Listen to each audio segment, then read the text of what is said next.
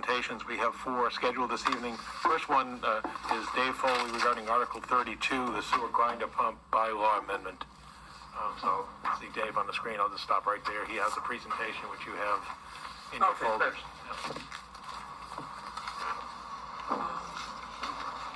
Oh, good. Thank you very much, and thank you for this opportunity to make this presentation. So this is Article 32. I refer to this sometimes as the Grinder Pump Homeowner Bill of Rights, but that's just a convenient name. Now, I have on my website, or the SFA website, listed here. Anybody who would like any additional information can go to this website. Anyone who would like to join our organization can do so at this website. There's no cost. You have access to all of our newsletters in the future or the past. And there's a lot of information there regarding grinder pumps in Chelmsford. Okay. Thank you. Next slide. Okay. And this is just a very brief history of the grinder pump, what I'm calling the abuse policy. So in 2014, the town adopted the bylaw, the Grinder Pump Bylaw, Chapter 132. And there was Section E, with what we call the abuse clause. So in the Grinder Pump Study Committee, it was understood that a homeowner who abused their grinder pump would be responsible for that. And the way that section read was, the property owners shall be responsible for any and all costs to repair and or replace a grinder pump as a result of improper disposal of materials into the sewer system. And so you can see this is a single sentence. It doesn't go into a lot of detail other than the fact that at that time it was understood that what the homeowner had to be careful of was putting the wrong thing down the drain. Okay. But there wasn't really any experience with how this might actually play out. So in 2016, 2 years after the adoption of the bylaw, there was a failure, a grinder pump failure in Chelmsford, and it did result in an allegation of grinder pump abuse. And the homeowner did contest that allegation. And this resulted in a lawsuit. And it was as a result of this lawsuit that we have now gained really a lot more about the details of what might be required in making a determination of abuse. So in 2019, as a result of this lawsuit, the town adopted a grinder pump appeals process. And then after the completion of court-sponsored mediation in 2020, the town and the Sewer Fairness Alliance came to a negotiated grinder pump appeals process. And that process is the process which is the current town manager policy for grinder pump appeals. Oh, I'm sorry, could you go back to that other slide just for 1 second? Thank you, yes. Now, at the time that was negotiated, it was not possible to make that part of the bylaw because that can only be done with a majority of town meeting approving. But it was always desired by the Sewer Fairness Alliance that such an appeals process would be part of the bylaw. As a result, that is the purpose of Article 32, which I'm now filing in 2021. Okay, now, very simply, I have listed here 4 protections that for homeowner would be provided in a case of an abuse. The first is the town's letter of intent to charge shall be sent by certified mail. The purpose here is to make sure that the homeowner and the town both understand that this abuse allegation is taking place and on what date it is taking place. All 4 of these protections resulted directly from the Markham case, which is the case in which these particular 4, none of these were available to the homeowner at that time. In the Markham case, there was a great controversy over, okay, was the abuse allegation actually sent to the homeowner, and this didn't actually this resulted in about a 9-month delay between the actual event. It would be great if the grinder pump technician would, when he was servicing the pump, would tell the homeowner, okay, this is an abuse allegation right here, right now, like you might get with a speeding ticket or even a parking ticket. The homeowner in this case was actually there, present. The grinder pump technician told him nothing that there would be any issue with abuse, but he only found that out much later. So the idea is to try to speed this up so that it becomes available as quickly as possible. And that's what that's for.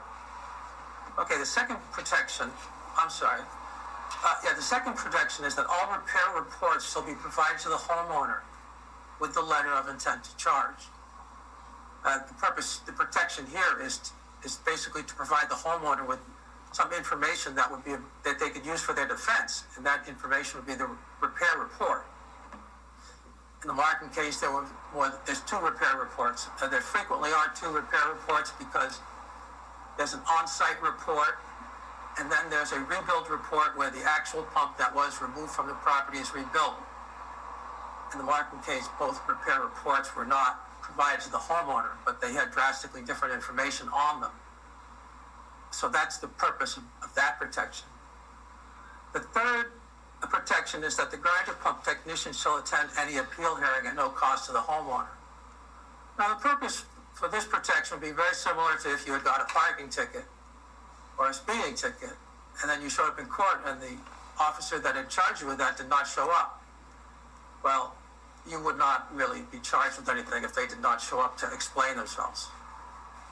Okay, so that's the purpose of that protection. And the last is that the town shall not assess any charges until the conclusion of the appeal process. In the Markham case, by the time that we were in negotiations there, a lien had been placed on his house for failure to pay the bill, but he was still essentially appealing this particular allegation. So that's the purpose for that protection. Okay, thank you. Next slide now. Now, the question here is, why is a bylaw needed for these protections? Like, as I said earlier, bylaw was always desired for these protections, but really could not be done until after a process was negotiated to the mutual agreement of the town and the homeowners, which has now been done. As a bylaw, these protections will become part of a more complete and transparent grinder pump bylaw. So all in one place, you will see the bylaw will be more complete and will include these. That information is maintained on the town's website, it's readily available. Okay, the second reason is that as a bylaw, these protections will greatly reduce the chances that any future grinder pump abuse case will result in costly court action. The reason for that is that as a bylaw, these protections will stay in place essentially in perpetuity until they're changed by town meeting. And what that means is that the entire purpose of these protections is to resolve cases as quickly and fairly as possible. That is how we can reduce court actions, is because when all the facts are on the table, the parties can come to a much quicker judgment on what actually happened that was not possible in this case. And along with that idea is the idea that these protections can only be removed by a majority of town meeting. And that process would be very transparent because it would be posted, everybody would know about it. And other policy, like the town manager policy, at some point in the future, this would be difficult possibly to find out what it was, or it could be changed rather easily without public input and things like that. Okay, so that's the reason for the desire to push this into the bylaw. And then I do have the bylaw itself here, and I'd be also happy to, of course, take any questions that you might have.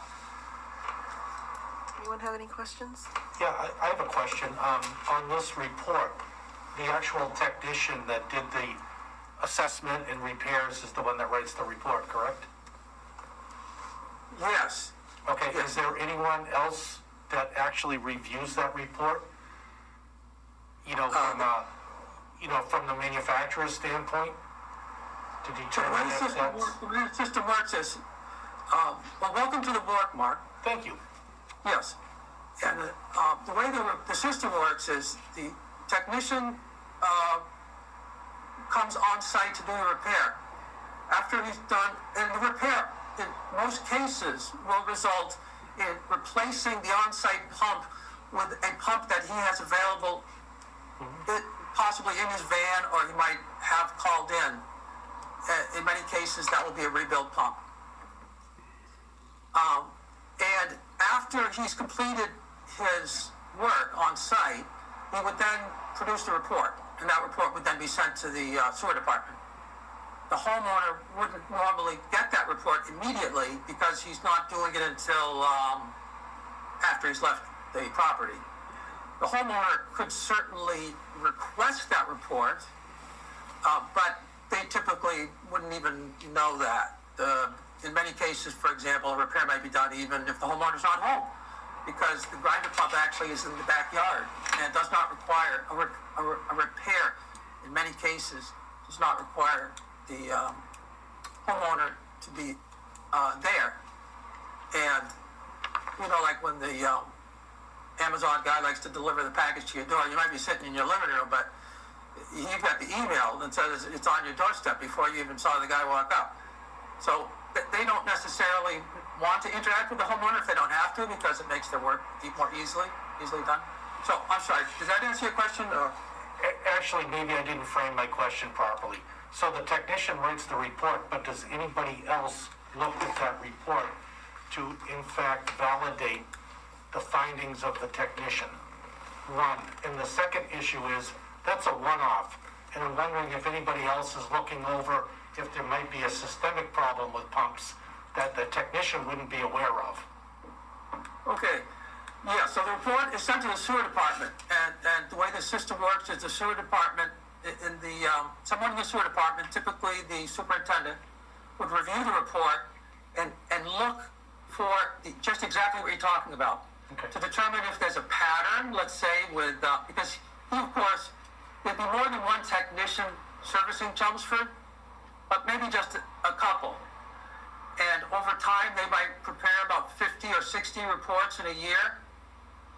And you might, from looking at those reports and putting them all down on the table, you could see a pattern, like they're all failing for the same reason, or they're failing too frequently, or the rebuilt pumps aren't really lasting very long, things like this.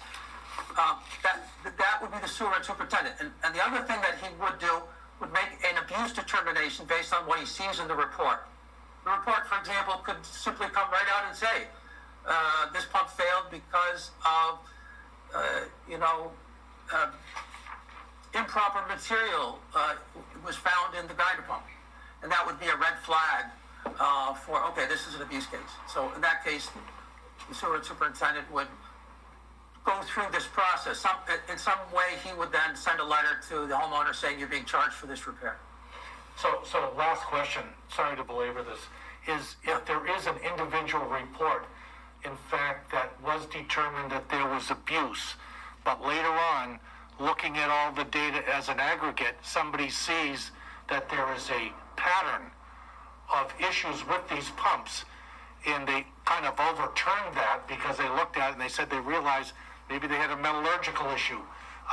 Could that person have their whatever they had to pay get refunded, or how would that work? Well, that really, I don't really have an answer for, because nothing like that, as far as I know, has ever happened. Most of these cases are pretty simple. The typical thing, here's the number one problem, is what we call no wipes in pipes. So disposable wipes, or even wipes that are not disposable, like baby wipes, sometimes end up going down the toilet. Hopefully not in the grinder pump home, but if they were, they could clog up the pump. That could result, the pumps actually do have a certain capacity to chew up things like that, but over time, if something like this is happening in a household because the homeowner doesn't know, that could lead to the pump failing. The technician could find that. And so that's your typical thing. It's not normal. Now, what you're saying is, your metallurgical question is actually a very interesting one, because these pumps actually did have a metallurgical problem early on.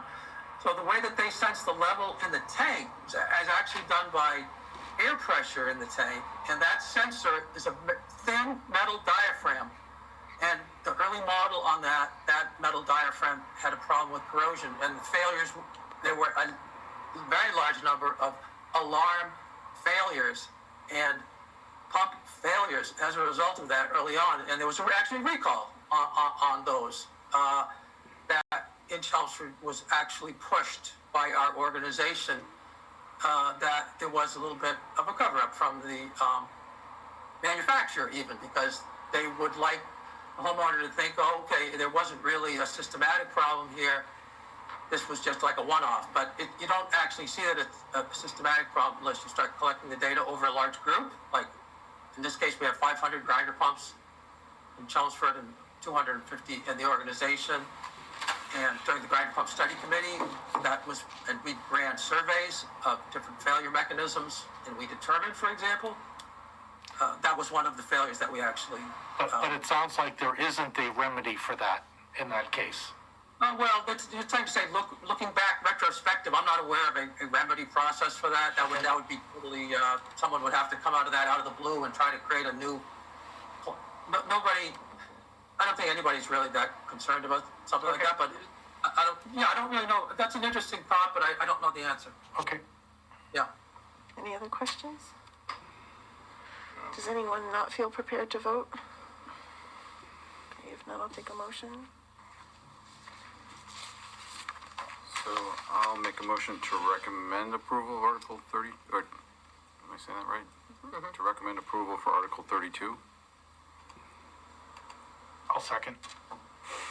Any further discussion before we vote? All those in favor?